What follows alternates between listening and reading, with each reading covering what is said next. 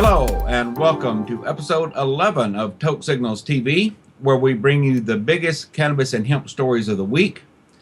First of all, as is our tradition, let's look at some pretty flowers. We have our bud pick of the week, this week submitted by photographer Tim Covert Sr.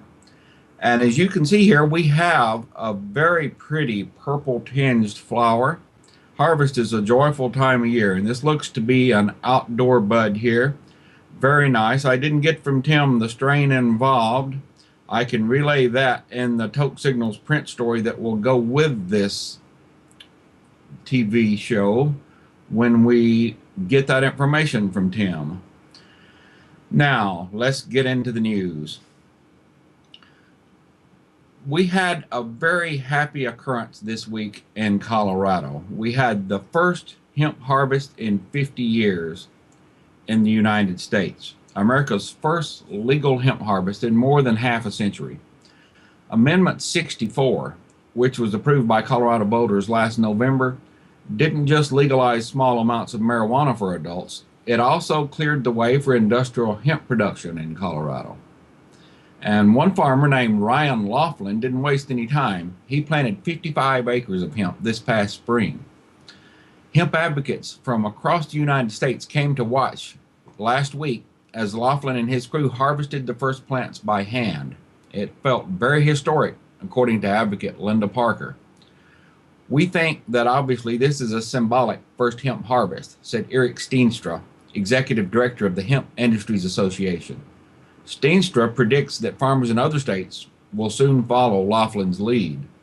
Since the federal government doesn't distinguish between marijuana and hemp, they classify both as Schedule I controlled substances. When the Federal Department of Justice recently indicated it wouldn't sue to stop state marijuana legalization, Steenstra said that policy should apply to hemp as well. The night before the ceremonial September 23rd harvest, Laughlin hosted a dinner at his farm featuring some hemp-based foods. And that dinner was attended by Colorado hemp advocates as well as some national advocates from the Hemp Industries Association, from Vote Hemp, and from Dr. Bronner's Magic Soaps. Laughlin's only been able to harvest about a quarter acre so far of his 55 acres of hemp.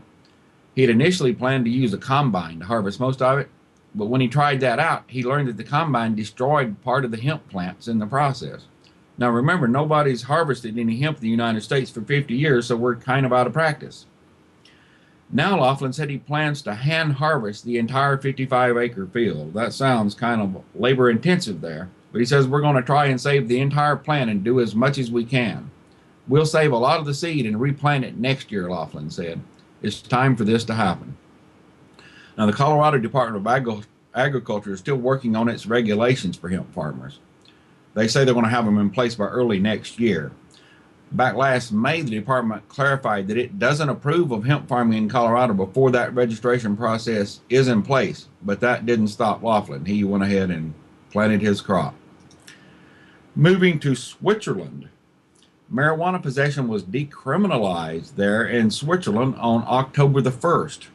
Anyone over 18 years of old found with 10 grams or less of cannabis will no longer have to make a court appearance. Their offense won't be entered into their permanent record. They'll have to pay a fine of 100 Swiss francs, which is about $110, and then they'll be free to go. Marijuana laws were relaxed in a try to unify cannabis policies that had varied from one area of Switzerland to another. Decrim is also expected to save money by reducing marijuana-related court cases, of which there are 30,000 per year in Switzerland. The change brings Switzerland in line with other European nations that tolerate weed possession in small amounts. An estimated 500,000 of Switzerland's 8 million citizens use cannabis. Health and drug experts believe that relaxing the law is unlikely to have any impact on national cannabis use rates. Experts point to Portugal and the Netherlands, where marijuana use has fallen among young people after more tolerant policies were adopted there. Now, cannabis still isn't legal in Switzerland, make no mistake about it. Citizens still aren't legally allowed to grow, sell, or even use cannabis in any way under the law. The Zurich and Bern, Switzerland cantonal police forces contacted by Swiss Info said that apart from reducing paperwork the new decrim law would have no impact on their day-to-day work or methods of dealing with cannabis users. The political change validates the change of cannabis in society, but it's not sufficiently clear, said Jean-Felix Savary, Secretary General of GREA, a group studying drug addiction in Switzerland. Savary said he feared that police forces will not implement the new decrim law uniformly, and the primary goal, that of harmonizing marijuana laws nationwide, may fail for that reason. It's not a revolution, according to Savary. Overall, the approach remains hesitant and conservative. Considerable police resources will still be used to ensure that the cannabis ban is respected. Penalties were actually increased in Switzerland for those caught selling to people under 18. The new law also provides resources to help children with quote-unquote marijuana habits. A 2013 UNICEF report claims that Swiss children are the world's second largest underage cannabis consumers, 24%, with only Canada surpassing them at 28%. In Arkansas, a medical marijuana proposal this week was cleared by the Attorney General there to start gathering signatures to try to qualify for next year's ballot. The wording was approved by Attorney General Dustin McDaniel, and the group is going to need 62,507 signatures from registered voters in order to appear on the November 2014 ballot. Attorney General McDaniel certified the wording of the proposal from the group Arkansans for Compassionate Care, and that's the same group behind an initiative that was narrowly rejected 51% to 49% by voters last year. This proposal would allow authorized patients with qualifying conditions to buy cannabis from nonprofit dispensaries or to grow their own marijuana if they don't have reasonable access to transportation to a dispensary. Sales tax revenues from the dispensaries would first cover the costs of administering the program, and the remainder would be split evenly between the Newborn Umbilical Cord Initiative and state drug education programs. Now, a separate proposal from the group Arkansans for Responsible Marijuana includes similar provisions, and it was also certified by the Attorney General back in August. But unlike the proposal certified on Thursday, the other measure wouldn't allow patients to grow their own marijuana. Melissa Fultz, who is campaign director for Arkansans for Compassionate Care, said that the group will start gathering signatures at the Arkansas State Fair, which begins October 11th. If you're going to go there, you might want to find those good people and sign that initiative. Melissa said she wasn't worried about the possibility of voters having two medical marijuana proposals on next year's ballot in the event that they both qualified. I think we have enough of a difference that people will realize that ours is the one that will truly protect patients, she said. This proposal would limit medical marijuana dispensaries to no more than about 30 statewide. That's roughly one dispensary for every 30 pharmacies in the state. It would allow individual counties to vote on whether or not they want to allow dispensaries in their counties. Now, if a county votes to ban dispensaries, authorized medical marijuana patients in that county would be allowed to grow their own marijuana. The measure would allow caregivers for people who live more than 5 miles from a dispensary or to grow cannabis for up to 5 patients, subject to state licensing. And Melissa Fultz said that she believed that dispensaries would probably deliver to people up to 25 or 30 miles away if patients are unable to travel. The Attorney General of Arkansas there, Attorney General McDaniel, has also rejected 2 other marijuana ballot proposals. One would have repealed all state laws regarding cannabis, and the other would legalize marijuana as part of a 10-year statewide study. He rejected both of those. In Wisconsin, we have some political action on the ground. Democrats in Wisconsin have introduced a bill to legalize medical marijuana there. The 2 Wisconsin Democrats who are fighting for us are Representative Chris Taylor from Madison and Senator John Erpenbach of Middleton. They held a news conference on Thursday to announce a new medical marijuana bill, and they said cannabis can provide pain relief that other medications cannot. Erpenbach and Taylor are co-sponsoring the Jackie Rickert Medical Cannabis Act, which would legalize cannabis for medicinal purposes. The bill is named after medical marijuana patient Jackie Rickert. Senator Erpenbach called Gary Stork, a medical marijuana patient and advocate for its legalization, the most persistent constituent in Wisconsin. Gary is 58 years old, and he's been lobbying Senator Erpenbach and others to legalize medical marijuana. He's been using it himself for 41 years to treat his glaucoma. Medical cannabis is all but mainstream now, Stork said at the Capitol Press Conference on Thursday. Senator Erpenbach said opponents claim legalizing medical marijuana will lead patients and others to use the herb for recreational purposes. I've always found that line of thinking disrespectful, Erpenbach said. I urge my colleagues on both sides of the aisle to actually read the bill. You're talking about somebody with cancer, Erpenbach said. You're talking about somebody with glaucoma. You're talking about somebody with a very debilitating pain disease. Erpenbach said he was confident Wisconsin will legalize medical marijuana, even if it doesn't happen this session, no matter what it takes, no matter how long it takes. As long as I'm in office, this will be a bill that I will always introduce until it becomes law, he said.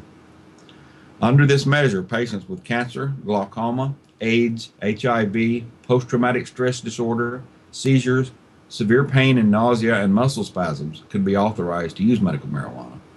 And the bill would allow patients to grow up to 10 plants and have up to 3 ounces in their possession. Patients who choose not to grow would be able to buy medical marijuana with a doctor's authorization at state-licensed nonprofit compassion care centers. Let's treat these people not as criminals, but let's treat them with some compassion so that they can get what they need to not suffer, Taylor said, and that is what we all want. Taylor said public support is getting to be overwhelming, and soon lawmakers will no longer be able to ignore that. Now, the Democrats have already been pushing for years to legalize medical marijuana in Wisconsin. They introduced a similar bill back in 2010 when they had complete control of state government, but the measure stalled after a public hearing. They brought the bill back in 2011, but by then Republicans controlled the Assembly and the Senate, and the measure didn't even get a hearing in that session. Republicans still control both houses of the Wisconsin legislature, so insiders say the new bill may be doomed as well. In Wyoming, we have a group ready to file an initiative for medical marijuana. There's a group called Weed Wyoming, and they plan to file a state ballot initiative for 2016 to legalize the medicinal use of cannabis. This nonprofit group is pushing for the Weed Wyoming Compassionate Use Act, a measure that focuses on medical rather than recreational use of cannabis. Members believe the medical marijuana initiative has a better chance than an all or nothing attempt for outright legalization, according to a Weed Wyoming press release. This initiative would allow qualified patients to grow up to 10 marijuana plants and possess up to 10 ounces. Marijuana could be smoked anywhere where tobacco smoking is allowed. If the cannabis is being vaporized rather than smoked, it may be used anywhere within the state, according to the measure's language. The Wyoming chapter of the National Organization for the Reform of Marijuana Laws, Wyoming NORML, is also trying to put an initiative on the 2016 statewide ballot to completely legalize hemp and cannabis. In Colorado, there's a big conference coming up. The International Drug Policy Reform Conference is coming to Denver, October 23rd through the 26th. As part of this international conference, more than 1,000 experts and advocates will strategize about marijuana legalization, criminal justice reform, public health, and post-prohibition models for drug control. Questions will be answered and speculation will be made about which state will be next to legalize. There's a lot of speculation in that regard. And what do the Obama administration's recent announcements about marijuana legalization and mandatory minimums really mean? What are some of the solutions to the national overdose crisis that takes more lives than car accidents or gun violence? Why do blacks go to jail for drugs at 13 times the rates of whites, even though they use and sell drugs at similar rates? What role can faith leaders play in organizing and mobilizing their congregations to end the drug war? Those are the kinds of questions that they'll be examining at the International Drug Policy Reform Conference in Denver, October 23rd through 26th, and that's going to be at the Sheraton Denver Downtown Hotel. Denver provides a compelling backdrop for the conference, and not just because Colorado made history last year by becoming one of the first 2 states to legalize marijuana, along with Washington. Colorado is home base to a bunch of savvy drug policy reformers advocating for harm reduction policies and sentencing reforms. And it's increasingly viewed as a bellwether state in terms of drug policy and politics. Its national resonance will only increase in years to come. The Drug Policy Alliance, which is behind this conference, has been deeply involved in Colorado for more than a decade. Back in 2000, DPA spearheaded and managed the campaign that passed Colorado's medical marijuana initiative. After playing a supportive role to our in-state allies for more than a decade, DPA opened an office in Denver in early 2011 to help pass Legalization Amendment 64 and advance other policy changes, according to the DPA's press release. When we first picked Denver to host the 2013 biennial conference, we thought it quite unlikely that we'd be convening in the first state with Washington to legalize marijuana, said Ethan Nadelman, executive director for the Drug Policy Alliance. But Colorado's voters ensured a warm welcome with our vote last November. Now, according to Edelman, drug policy reformers from around the country and around the world are eager to attend their conference, not to get high in the Mile High City, but to spend 3 days at the world's leading drug policy reform gathering and to demonstrate their support for Colorado's global leadership.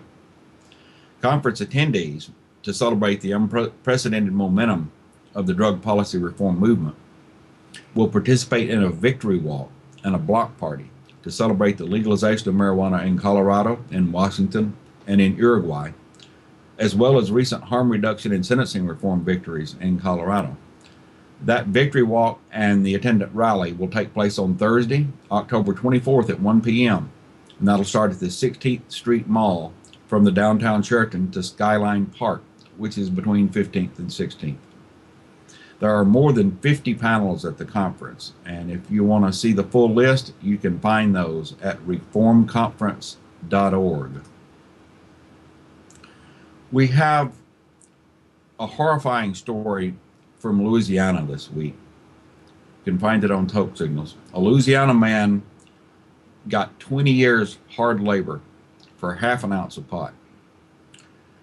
He was sentenced for possessing 15 grams of marijuana, barely over half an ounce. Corey Ladd, 27-year-old. He was sentenced on September 4th. He had prior drug convictions. As a multiple offender, he got the 20 years at hard labor in the Department of Corrections.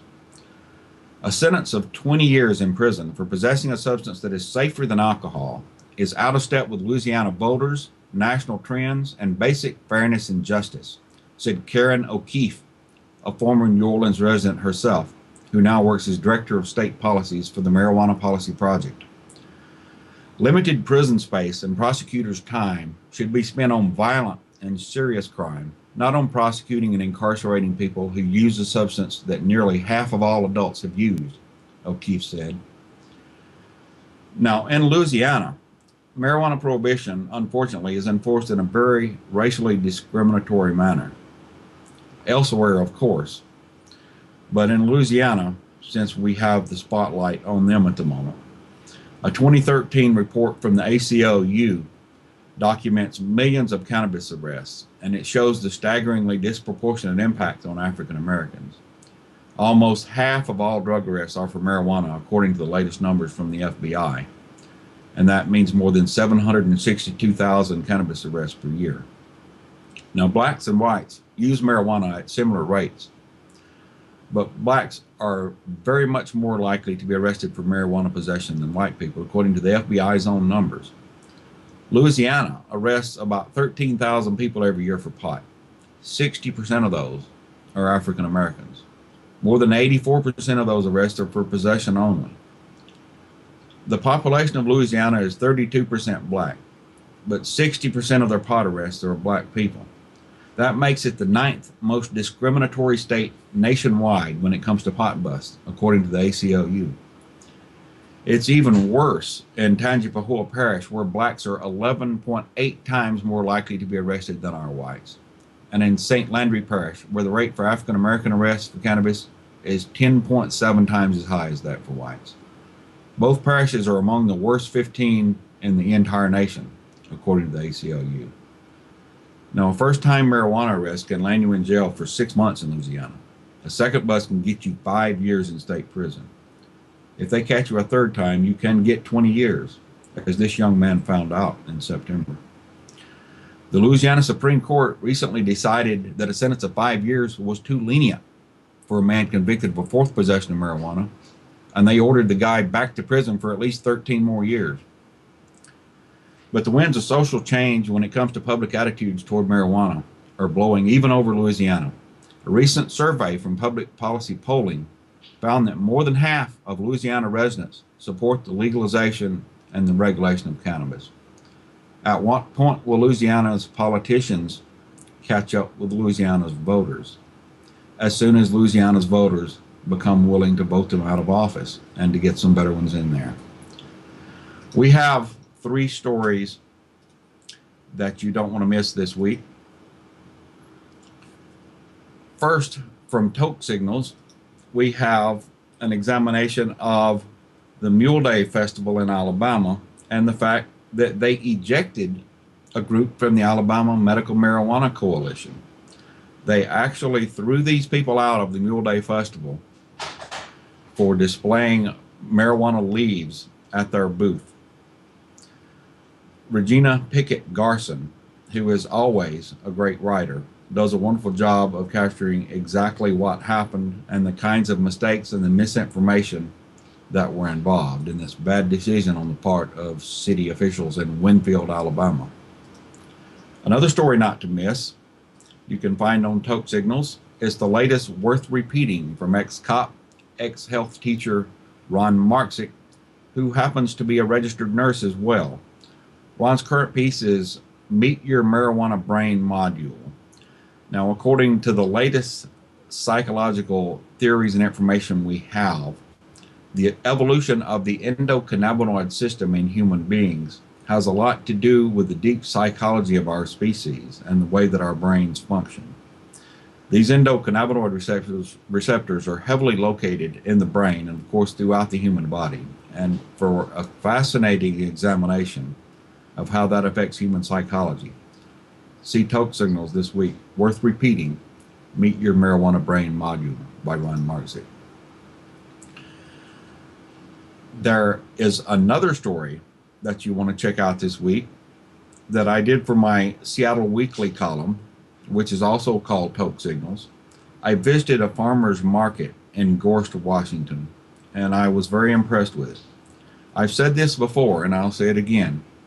Medical marijuana farmers markets are the purest form of patient empowerment, short of growing your own. It's a paradigm changer.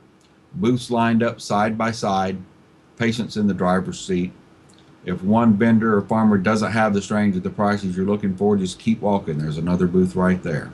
And you can try the medicine on the spot at many booths. Lots of them keep a pipe on hand for just that purpose.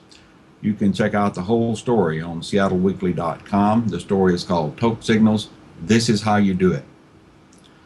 That brings us to the end of this week's show. I hope you will choose to join us again next week for our 12th episode.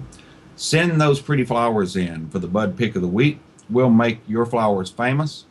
Until then, I advise you to stay lifted.